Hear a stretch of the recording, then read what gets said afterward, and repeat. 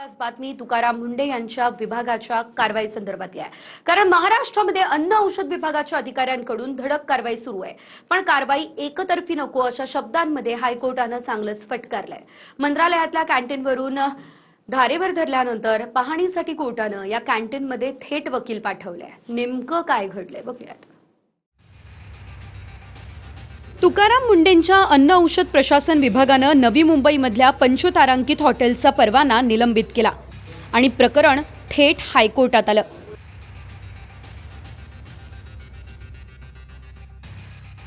त्यानंतर हायकोर्टानं एफडीएला मंत्रालय आणि विधान भवनाच्या कॅन्टीनमध्ये तपासणीसाठी कामाला लावलं। विशेष म्हणजे एक दिवस आधीच मुंढेंच्या अधिकाऱ्यांनी हायकोर्टातल्याच कॅन्टीनला टाळं ठोकलंय। एफडीएच्या वतीनं हायकोर्टात सांगितलं की मंत्रालयाच्या कॅन्टीनचीही तपासणी केली, पण एकही कीटक आढळला नाही। त्यावर हायकोर्टानं आश्चर्य व्यक्त केलं आणि आक्षेप घेतला। एवढ्या मोठ्या कॅन्टीनमध्ये एकही कीटक नाही हे हास्यास्पद आहे असं न्यायाधीश म्हणाले। मंत्रालयातल्या कॅन्टीनमध्ये कीटक आढळल्यास कारवाई केली तर चालेल का असा सवालही कोर्टानं केला। तसंच मंत्रालय आणि विधान भवनाच्या कॅन्टीनची तपासणी करण्याचे आदेश वकील टीम आणि एफडीआयच्या टीमला दिले आणि इथून खरी धावाधाव सुरू झाली।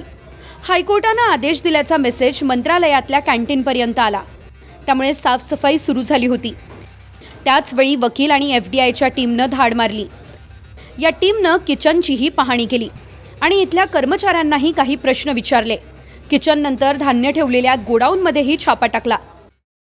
या ठिकाणी काही माशा ज्या आहेत त्या त्यांना आढळून आलेल्या आहेत आणि त्याचे फोटोज देखील काढण्यात आलेले आहेत। ग्राहकांची विचारपूस केली जाताना चित्र देखील पाहायला मिळत आहेत, कारण की या ठिकाणी स्वच्छता आहे की नाही किंवा जेवण कसं मिळतं या ठिकाणची जी विचारपूस आहे ती करताना पाहायला मिळत आहे।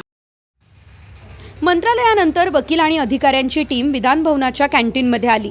इथेही झाडाझडती घेण्यात आली। पाहणीनंतर तात्काळ टीम पुन्हा हायकोर्टात दाखल झाली। अहवाल सादर करताना या टीमने सांगितलं की मंत्रालयातल्या कॅन्टीनमध्ये माशा आढळल्या आणि धूळही होती। भाज्या कापण्यासाठी तसेच वापरण्यात येणारे चाकू अत्यंत जुनाट आणि गंजलेले आढळले आणि यानंतर हायकोर्टानं तुकाराम मुंढेंच्या अन्न औषध प्रशासन विभागाची खरडपट्टी काढली। एफडीएच्या अधिकाऱ्यांनी बनवलेला 98% स्वच्छतेचा अहवाल खोटा होता। स्वच्छतेच्या बाबतीत अनेक अनियमितता आढळून आल्या। एफडीए खासगी आणि सरकारी आस्थापनांना वेगळा न्याय देतंय। कायदा नियम हा सगळ्यांना समान असायला हवा, यात व्हीआयपी कल्चर नको। अधिकाऱ्यांची एवढी हिंमत वाढली आहे की ते कोर्टात धडधडीत खोटं बोलतात। खोटं बोलणाऱ्या अधिकाऱ्यांवर शिस्तभंगाची कारवाई व्हायला हवी। मंत्रालयातल्या फ्रीजचे फोटो पाहून कोर्टानं खडसावलं। यापेक्षा चप्पलचा स्टँड हा स्वच्छ असतो। मंत्रालयात ड्रेनेज पाईपलाईन तुटलेली आहे, पाणी जायला जागा नाही आहे, त्यातच तुम्ही भांडी घासतात असे खडेबोल कोर्टानं सुनावले। लायसन्स रद्द करण्याआधी हॉटेल चालकांना सुधारणा करण्यासाठी नोटीस बजावा असे आदेशही हायकोर्टानं दिले। मंगळवारपर्यंत मंत्रालयासह खासगी आस्थापनांना सुधारणेसाठी वेळ देण्यात आलाय।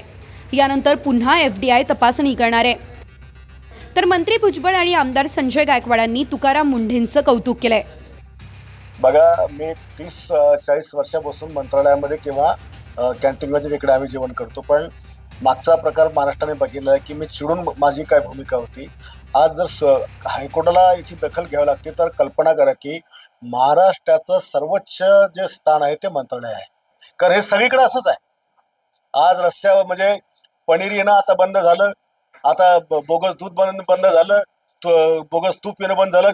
अचानकपणे या सगळ्या गोष्टी बाजारातून गायब झाल्या। पनीरच्या ऐवजी तुम्ही विषाचे तुकडे खाऊ घालून राहिले होते।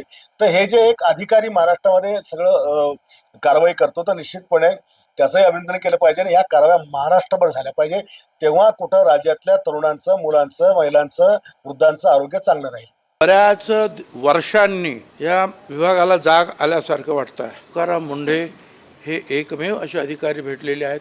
ठीक आहे, कोणाला वाटेल हा फारच जास्त करतो आहे, कोणाला त्याचा राग येईल, आणि इथे आपण काहीही करतो, काही खायला देतो, कसलंही दूध आपले मुलं पित आहेत, किडण्या खराब होत आहेत।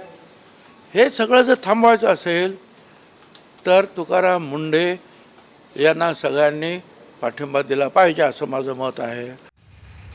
एफडीएच्या कारवाईमध्ये समानता असावी, भेदभाव नको, हेच हायकोर्टानं सांगण्याचा प्रयत्न केला.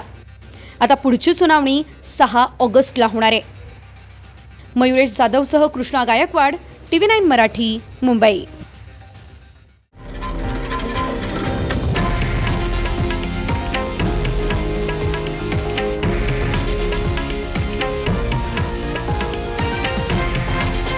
हे आहे देशातील नंबर 1 न्यूज नेटवर्क आणि आपण पाहत आहात TV9 मराठी, एकमेव.